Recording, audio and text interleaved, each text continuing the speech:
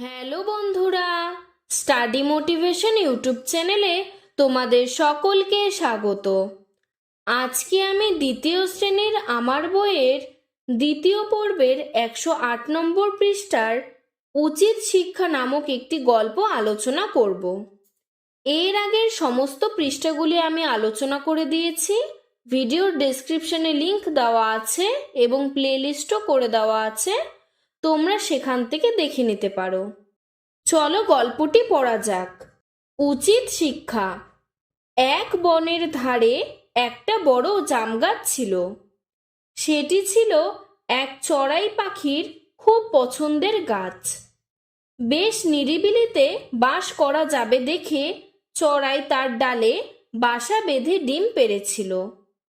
যথাসময়ে তার ডিম ফুটে 4টি বাচ্চা বেরোলো। এখনো তাদের চোখ ফোটেনি। চড়াই খুঁজে পেতে তাদের জন্য পোকাটা ফড়িংটা ধরে এনে খাওয়ায়।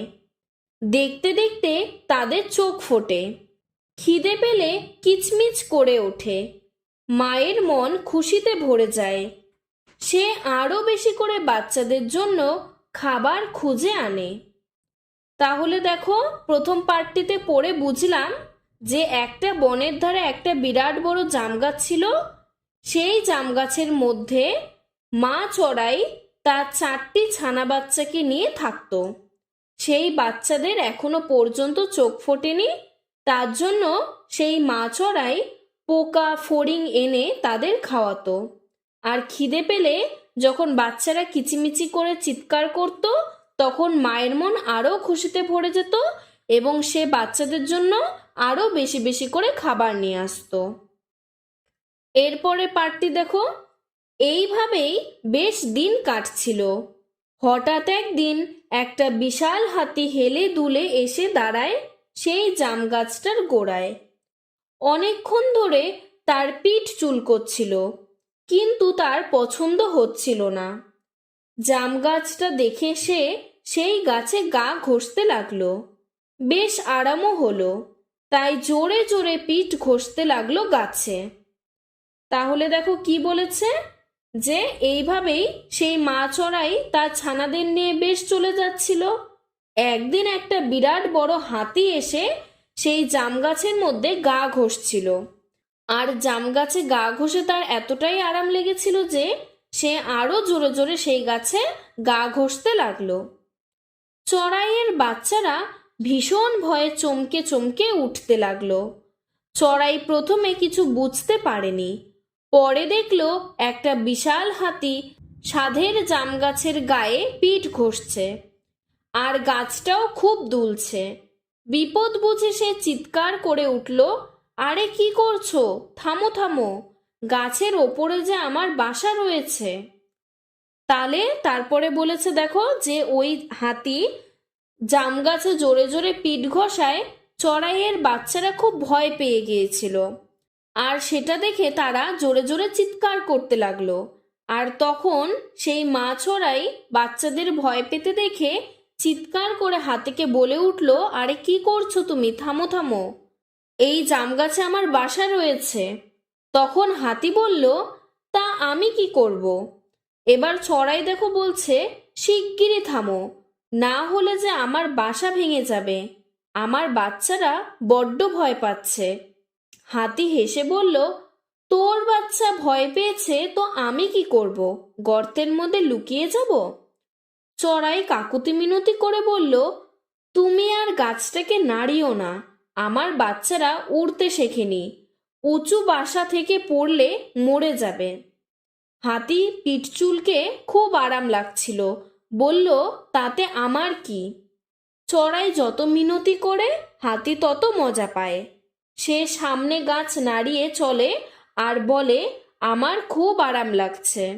তাহলে দেখো, এতটুকু পরে বুঝলাম যে হাতিটি খুব দুষ্টু ছিল। যতই চড়াই বলছিল যে আমার বাসা ভেঙে যাবে, আমার বাচ্চারা ভয় পাচ্ছে, তুমি গাছটাকে নাড়িও না, তারা এখনো উড়তে শেখেনি, পড়লে মাটিতে পড়ে মরে যাবে, ততই আরো হাতি এর মজা নিচ্ছিল এবং জোরে জোরে গাছটাকে নাড়াতে লাগলো। এরপরে দেখো বলেছে, হঠাৎ গাছটা ভীষণ দুলে উঠল। চড়াইয়ের কচি বাচ্চারা তাদের দুর্বল ডানা ঝাপটে ঝাপটে চ্যাঁ চ্যাঁ করতে লাগলো। এইবার চড়াইয়ের খুব রাগ হলো।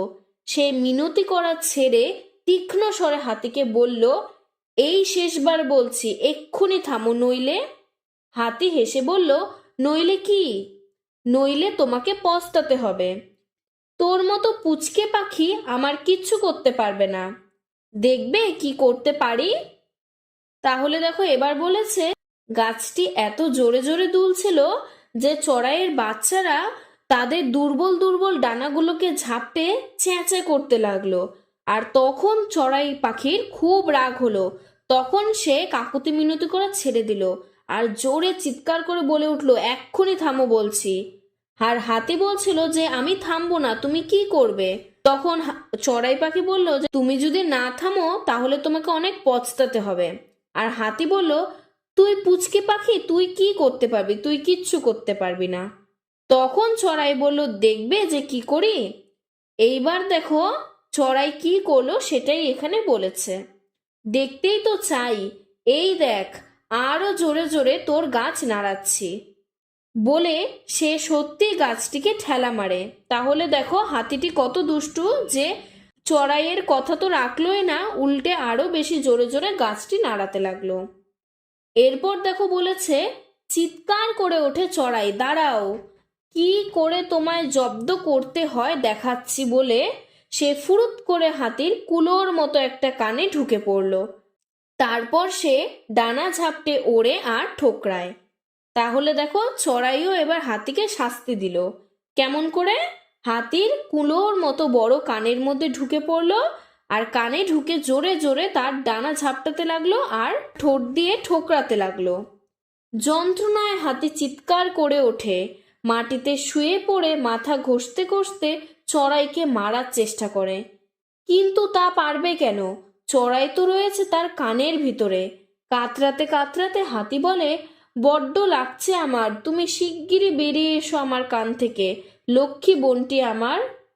কানের ভিতর থেকে চড়াই বলে, তাতে আমার কি, এখানে উড়তে আমার ভালোই লাগছে। তাহলে দেখো এবার চড়াই হাতির কানের মধ্যে ঢুকে তাকে যখন জোরে জোরে ডানা ঝাপটাচ্ছিল, তখন হাতি কাকুতি মিনতি করে চড়াইকে বলতে লাগলো, লক্ষ্মী বোন আমার, তুমি আমার কান থেকে বেরিয়ে এসো, আমার খুব লাগছে।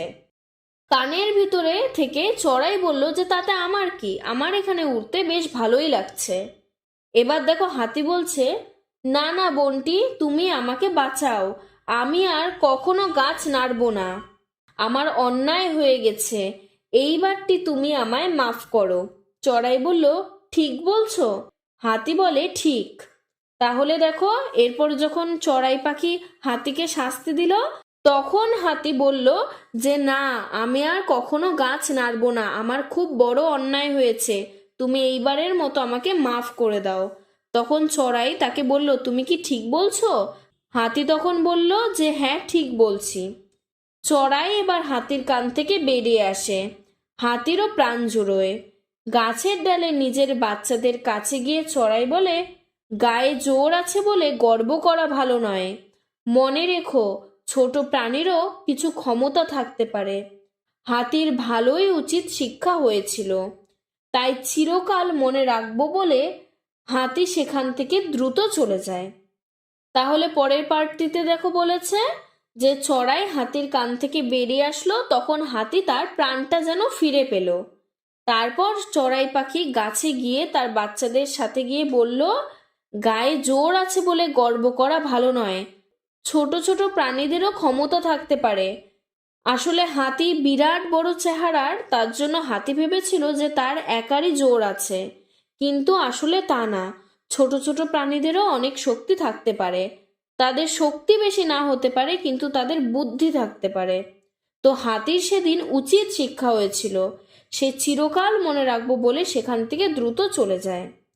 তার জন্য সবসময় আমাদের মনে রাখা দরকার, কারোর বেশি শক্তি রয়েছে বলে আমাদের ভয় পাওয়া উচিত নয়, বুদ্ধি দিয়ে তার মোকাবিলা করতে হবে। আজকের ভিডিওটি এতটুকুই। তোমাদের যদি ভিডিওটি ভালো লেগে থাকে তাহলে লাইক করে চ্যানেলটিকে সাবস্ক্রাইব করে দেবে। ধন্যবাদ।